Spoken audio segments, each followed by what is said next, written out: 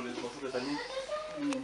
La première question en fait, c'est de savoir en fait IDC c'est quoi? Comment est-ce que vous la définissez, ce mouvement IDC?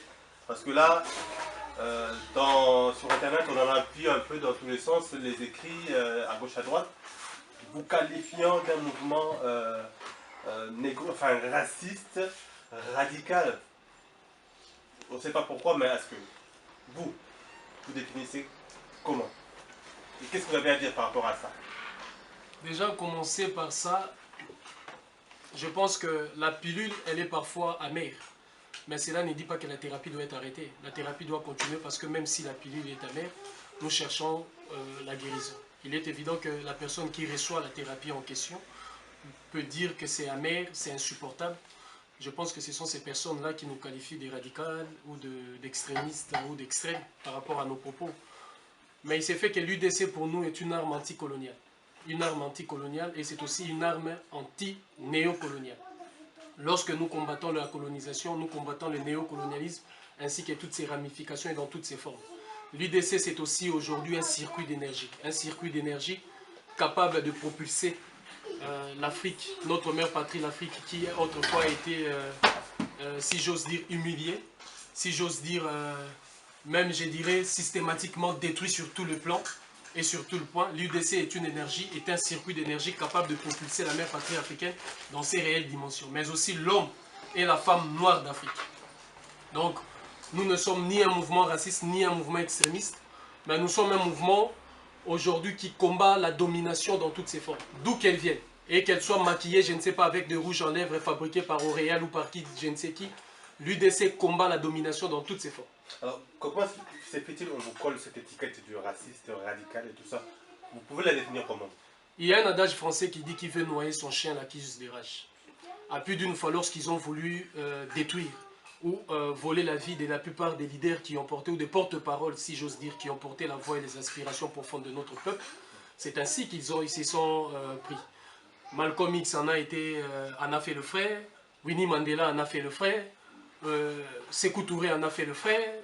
Qui n'a pas fait le frais de ces étiquettes-là? Ça, c'est là où j'appelle aujourd'hui notre peuple à comprendre que l'ennemi a l'habitude d'utiliser toujours le même recette, mais malheureusement, il arrive à nous avoir. Une sagesse africaine dit le tireur de vin de palme qui tombe à midi doit donner l'intelligence à ceux qui viendront le soir de ne pas tomber. Nous devons comprendre que c'est une tactique et une méthodologie pour eux de travailler. D'abord, commencer à salir l'image, commencer à nous isoler, commencer à raconter ce que vous êtes en train de nous rapporter là. Mais en réalité, ils doivent comprendre que l'objectif véritable de ça, c'est parce qu'ils ne supportent pas la vérité venant de la bouche de la femme ou de l'homme noir.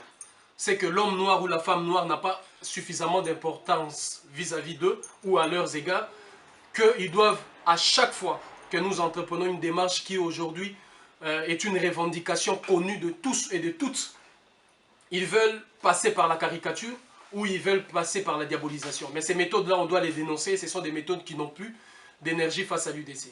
Vous avez fait une action récemment là à l'ambassade du Maroc. Est-ce qu'il est vraiment nécessaire d'aller faire cette action-là? Et vous n'avez pas été un peu loin à aller demander l'éradication, bien l'élimination physique de l'entité Maghreb de l'Afrique? C'est pas un peu un rêve que vous faites ou c'est une réalité? Vous êtes bien à votre tête. La destruction du Maghreb en tant qu'entité géographique signifie simplement nous refusons le partage de l'Afrique. Parce que ceux qui utilisent le terme Maghreb, ils veulent aujourd'hui séparer l'Afrique en deux continents. L'Afrique, qu'ils appellent l'Afrique noire, et le Maghreb. Vous n'êtes pas sans ignorer que l'Union européenne est en train de mettre en place une chose qu'ils sont en train d'appeler l'Union de la Méditerranée. Cette union va inclure exclusivement le pays du Maghreb. Lorsque nous appelons à la destruction du Maghreb en tant qu'entité géographique, c'est-à-dire que nous voulons entendre dire, nous voulons que tout le monde dise l'Afrique, que tout le monde parle de l'Afrique, tout le monde énumère ces continents comme étant l'Afrique. Nous ne voulons pas de l'Afrique noire et de l'Afrique blanche. Parce que cette théorie-là, ou cette idéologie qui consiste à parler de l'Afrique noire et de l'Afrique blanche, c'est ça qui a donné naissance à l'apartheid dans l'Afrique du Sud. C'est ça qui a donné la ségrégation aux États-Unis d'Amérique. Et c'est ça qui donne la discrimination jusqu'à ceux qui sont allés, avec toute la honte possible, de parler des discriminations positives. Alors que la discrimination est déjà mauvaise. C'est comme si nous parlons le viol en douceur. Donc ça, ce sont ces genres de théories. Quand vous parlez, rappelez-vous, il n'y a pas longtemps, certains esprits malencontreusement positionnés de l'Europe parlaient de ce que nous appelons l'Égypte et incluaient l'Égypte au Moyen-Orient. Quel était l'objectif de cette démarche? L'objectif, elle était d'abord stratégique et historique. C'était de nous dépouiller de notre patrimoine historique. C'était de nous dépouiller de notre richesse. C'était de nous dépouiller géographiquement et stratégiquement. Si vous isolez l'Égypte vers le Moyen-Orient, vous donnez aux pays africains l'impossibilité de pouvoir travailler ou de pouvoir même se positionner ou de pouvoir même prévisualiser toute action stratégique partant de l'Égypte. Et c'est ce qu'ils nous ont imposé autrefois. C'est la raison pour laquelle même vous voyez que lorsque les nations occidentales ont entrepris la guerre, en partant même lorsqu'Israël a entrepris la guerre face à l'Égypte, c'était une dynamique inscrite dans une logique de pouvoir déjà empiéter l'Afrique de cette partie de l'Égypte pour l'inclure où? Au bénéfice de qui? Quand on parle aujourd'hui du Maghreb, au bénéfice de qui? C'est pour l'union de la Méditerranée. C'est pourquoi nous refusons l'appellation géographique qui dit Maghreb. C'est l'Afrique tout court. Et notre mère patrie, l'Afrique, elle est du nord au sud, de l'est comme à l'ouest, un continent appartenant à la race noire. Ce n'est pas un crime, ce n'est pas de la violence en rappelant ça. Alors, rapidement, que répondez-vous par rapport aux différentes réactions qu'il y a eu par rapport à cet article-là, des personnes qui appellent à la guerre de l'Afrique du Nord et l'Afrique qu'ils appellent Afrique subsaharienne? Il y a une chose déjà qu'il faut éclairer. Nous sommes en guerre. On n'a pas besoin d'appeler la guerre face à qui ou face à quoi que ce soit. Nous sommes en guerre. Je vous rappelle qu'au moment où nous sommes en train de parler, le peuple africain, noir africain de la Mauritanie est en train de subir, si j'ose dire, l'épuration ethnique la plus possible. Je voudrais vous rappeler qu'il n'y a pas fort longtemps le Soudan. Le Soudan est en train de subir, le peuple noir du Soudan est en train de subir l'extermination au vrai sens du terme. Autrefois, lorsque John Garang, à qui je salue la mémoire, je m'incline devant sa dépouille mortelle, John Garang, de son vivant, lorsqu'il combattait pour la liberté fondamentale du peuple noir du Soudan, il disait que nous ne voulons pas de deux Soudans. Nous voulons d'un seul Soudan appartenant à la race noire, dans lequel tout le monde peut vivre en paix. La France, l'Europe appartient aux Européens, mais tout le monde y vit. L'Afrique du Sud, elle est redevenue noire. Nous n'avions chassé, massacré aucune de race autre que la race noire. Ni les Chinois, ni les Asiatiques, ni les Arabes, ni les Blancs ont été chassés. Lorsque nous disons que l'Afrique doit redevenir noire, au sud comme à l'est, de l'ouest, du nord au sud, de l'est comme à l'ouest, et vice-versa, c'est une volonté pour nous de dire que la vitrine politique, économique, sécuritaire, intellectuelle, si j'ose dire, de tous ces pays-là doit être le reflet de tout le peuple qui y vit. Nous voulons la participation de notre peuple. Aujourd'hui, lorsque vous allez vers la vallée du Dra, au sud du Maroc, les autochtones sont de noirs. Mais est-ce que le monde entier voit cela dans la vitrine politique, économique ou culturelle du Maroc? Niet. Mais il semble que le Maroc est un des pays africains qui organise l'immigration. Semble-t-il qu'il a régularisé 20 000 migrants. C'est quand même louable. La France est en train de, chaque année, l'Espagne, chaque année, de régulariser les migrants. Quelqu'un oserait dire que la France est pays ami de l'Afrique? La France régularise bien évidemment des migrants. Est-ce que quelqu'un pourrait oser de lever son doigt que la France était un ami de l'Afrique? Avec tous ces crimes que la France commet dans tout l'espace territorial de notre mère patrie l'Afrique. Ce n'est pas parce que le Maroc est en train de mettre l'huile quelque part, ou de mettre le beurre dans les lèvres qu'on doit dire que le Maroc est en train... Ils sont en train d'appliquer une politique. Lorsqu'on est en train de détruire, il y a toujours une façon de pouvoir, d'un autre côté, et pouvoir essayer de pouvoir soigner. Là, vous parlez des migrants. Parlons d'abord des populations autochtones qui vivent au Maroc. Des Noirs fondamentaux, des types nubiens qui vivent au Maroc. Que sont-ils devenus? Est-ce que la vitrine politique, économique et culturelle du Maroc part de ces citoyens-là? Ces citoyens sont aujourd'hui en train, ces familles entières, ces clans, ces tribus, sont en train de perdre leur terre. Est-ce que devons-nous croiser les bras devant cette épuration ethnique? Devons-nous laisser le noir aujourd'hui perdre la Mauritanie? D'où sont ces noirs? Les noirs ont été quasiment déportés de la Mauritanie vers le Sénégal. Où sont les noirs du Soudan? Ils sont en train aujourd'hui de se retrouver vers le Congo. Nous allons perdre toute l'Afrique, nous allons perdre l'Afrique du Sud, nous allons perdre la Zambie, nous allons perdre les Zimbabwe, parce qu'il y a certaines personnes qui se sont octroyées la supériorité raciale au-dessus de nous. Vous vous battez pour l'Afrique, pour la dignité, comme vous le dites, la dignité de la personne humaine. Alors, quel est le prix de la dignité de la personne humaine selon vous? Il n'y a sur Terre aucune valeur contrebalançante qui peut acheter la dignité qui est nôtre. La raison pour laquelle vous avez remarqué dans toutes nos actions, dans tous nos discours et dans notre démarche, nous sommes prêts à mettre toutes les exigences politiques, économiques, diplomatiques, sécuritaires qui peuvent être à côté. C'est-à-dire que la détermination qui est arrivée à cette dignité. Notre dignité a coûté la vie à Sékou Touré. Notre dignité a coûté la vie à Kwame Nkrumah. Notre dignité a coûté la vie à Patrice Lumumba. Notre dignité a coûté la vie à Thomas Sankara. Notre dignité a coûté la diabolisation auprès du président Mwalimu Julius Nyerere. Et elle coûtera le prix. C'est un vocabulaire qui n'existe pas dans le dictionnaire de l'UDC. C'est pourquoi nous parlons de dignité, dignité et courage. C'est un vocabulaire qui n'existe pas. Alors, est-ce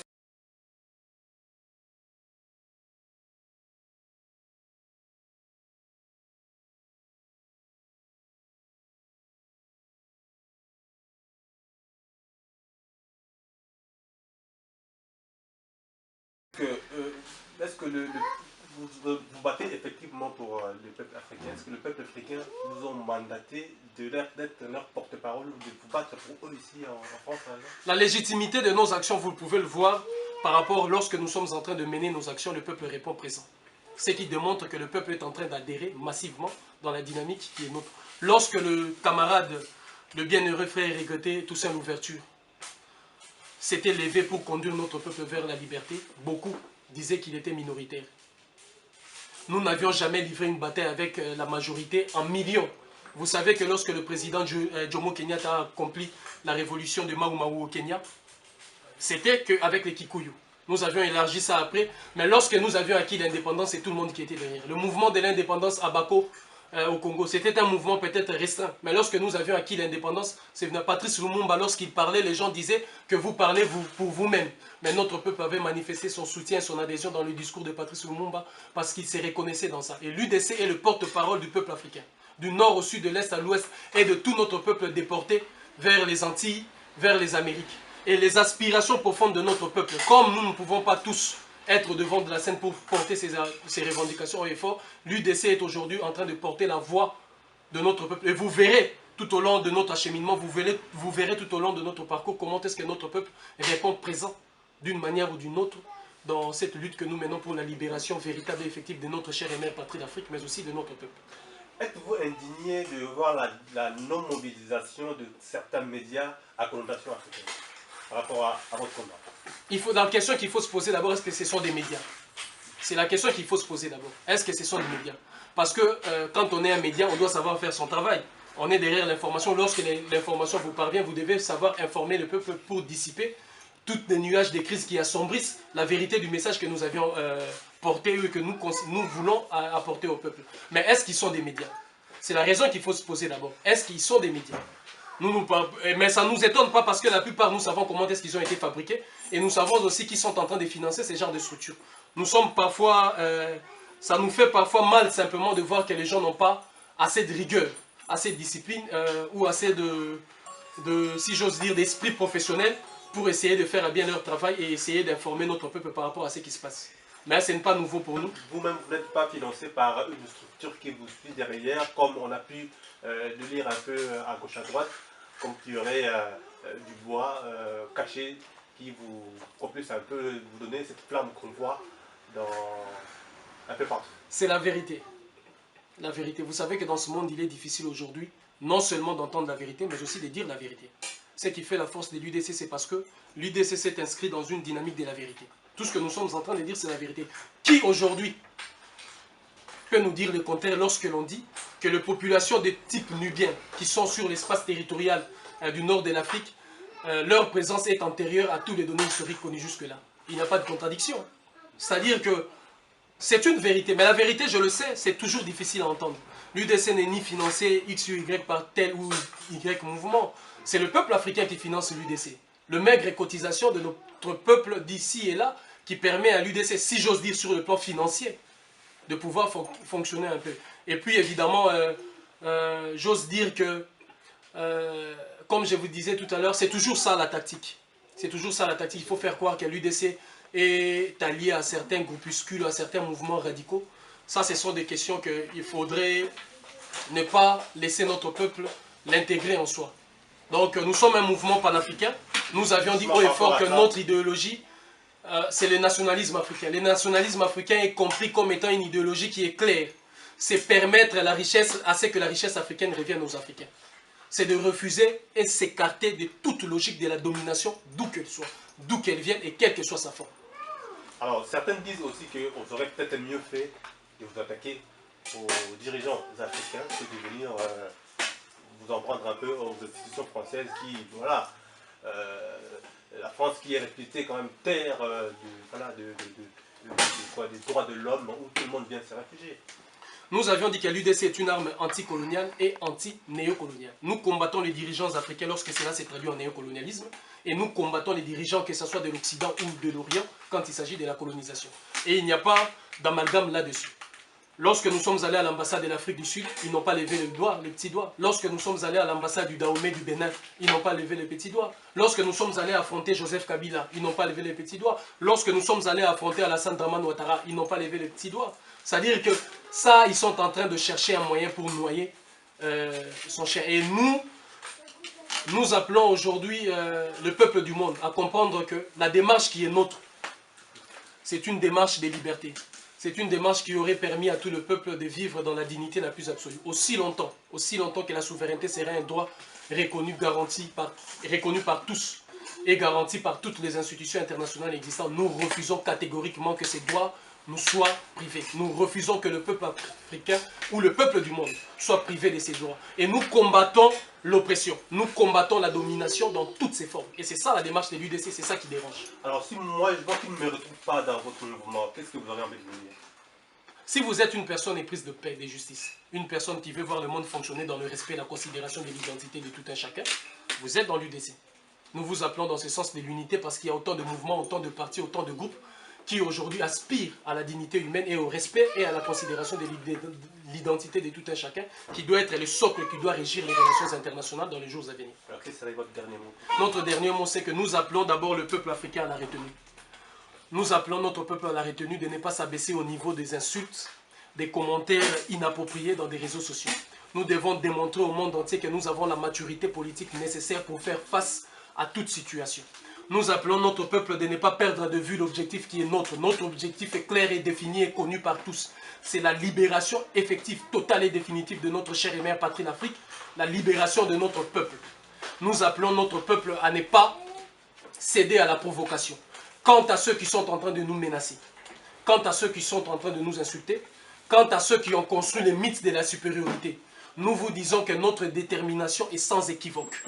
Nous marcherons sur la braise s'il est faux, nous payerons le prix qu'il faudra pour la libération effective de notre mère patrie l'Afrique, pour le respect et la dignité de nos peuples, pour récupérer les richesses et le capital numéro 1, les capitales économiques numéro 1 de notre peuple, qui sont nos terres.